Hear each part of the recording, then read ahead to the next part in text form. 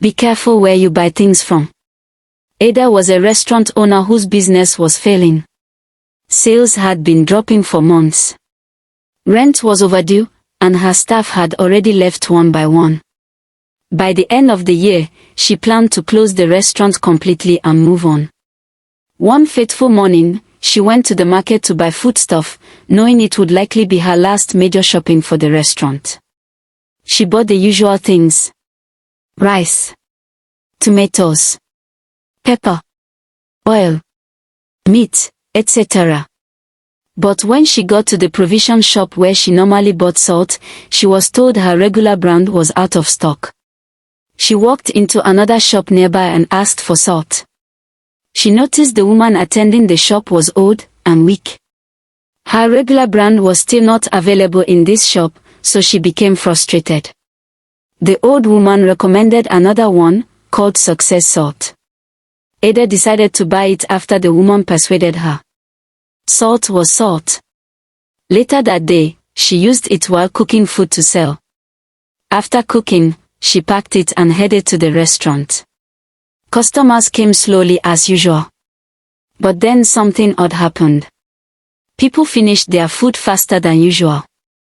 They asked what she had changed.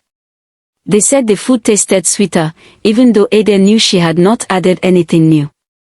By the end of the day, Ada sold out faster than she ever had. She didn't understand what was happening, so she just assumed it was coincidence. She used the salt again the next day. And the next. The same reaction followed each time. Within weeks, our restaurant became one of the busiest in the area. People queued patiently. New customers came on recommendation alone. Ada's profit rose sharply. She expanded and hired more help. She rented a larger space, then moved into a better apartment. Money came too easily.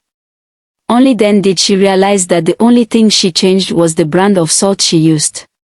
She started paying attention to the salt. She started experimenting and noticed she no longer even needed seasoning cubes. The food still tasted good with just the salt.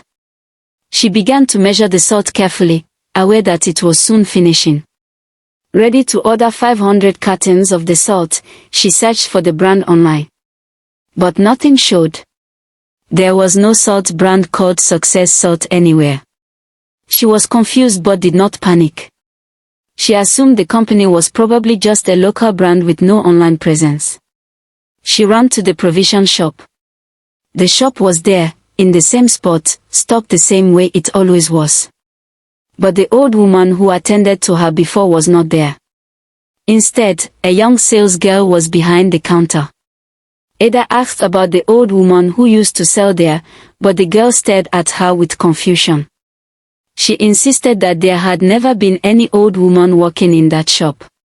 According to her, she had always been the only one running it. Growing more confused, Ada pressed further, asking if the girl had been around 3 months earlier, on November 27th, the exact day she bought the salt. The girl explained that she did not even open the shop throughout November. She had been away, serving in the NYSC during that period. The shop had remained closed the entire month. Now, the real panic started setting in. Ada stood in the market for a long time, replaying that day in her head. She remembered clearly who sold her the salt. She remembered the woman's face, her hands, and the way the salt was packed. There was no doubt in her mind. As time passed, her supply finished.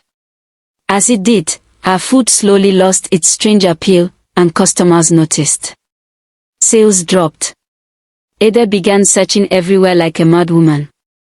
She traveled to markets in almost all the states in the country, looking for that salt brand. No one has ever heard of it.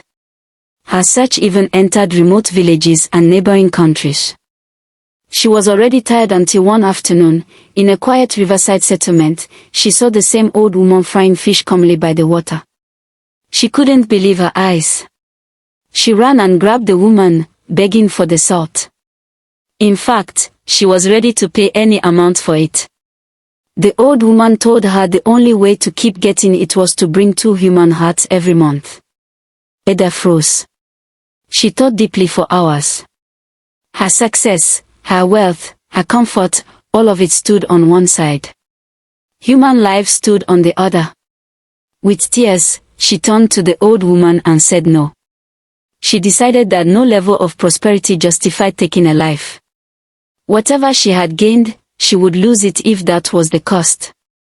At that moment, the old woman smiled. She handed Ada a very large bag of salt. She said the condition was a test. A measure of what Ada valued more, success or humanity. By refusing, she had proven herself worthy.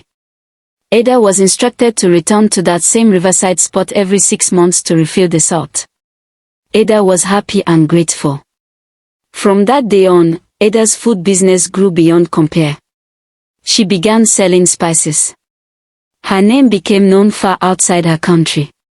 People sought her spices and food deliberately, insisting nothing else compared. She became wealthy, respected, and influential. Every 6 months, without fail, she returned quietly to the river to refill what had changed her life.